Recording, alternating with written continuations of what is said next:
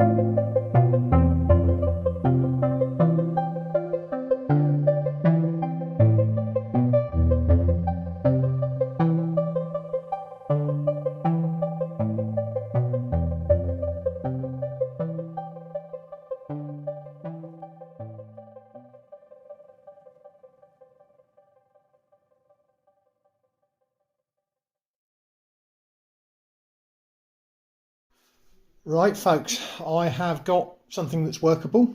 It needs testing now, which I'm going to film on the GoPro, which is set up here.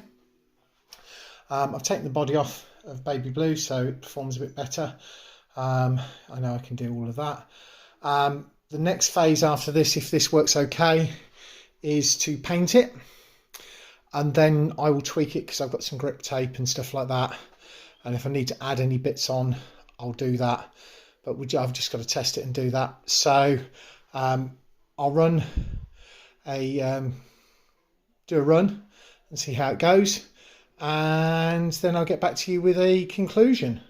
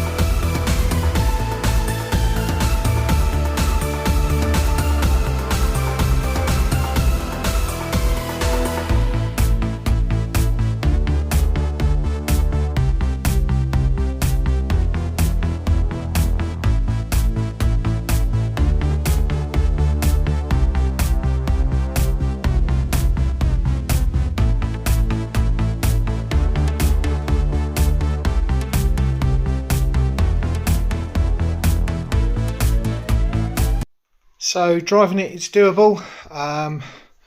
Need some grip tape along this edge here, bit of grip tape on the edge of there. These two ice cream tub here, I need hot glue. I broke my hot glue gun. Sorry, these two ice cream tubs here need hot gluing in, so they're actually held in place better. But apart from that, it's ready for the painting up phase. So I will do that off camera, and I may stick this on the end of this, but I mean the driving section was 14 minutes, so I don't know whether I can speed that up somehow and actually, you know, make that more interesting and fun for people. But yeah, 14 minutes to do this board. I think it's going to be quite difficult, but it's doable.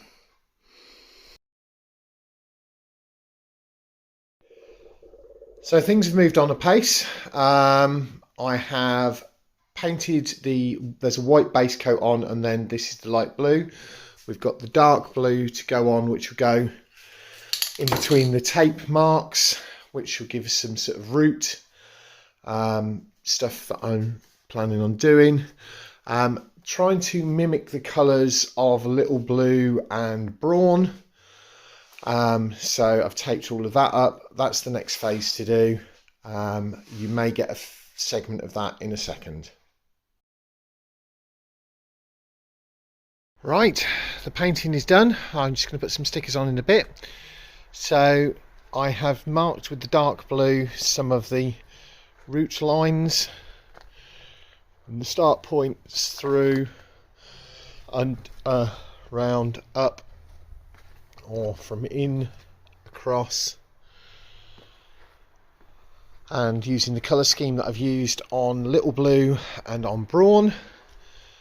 The tape has taken off some of the paint in a few places, but I'm going to put some stickers on, and that is pretty much it. This is my board done for C24. Thanks very much for watching. Don't forget to do the usual things like comment, subscribe, and please do share to Facebook groups, and I'll catch you all again soon.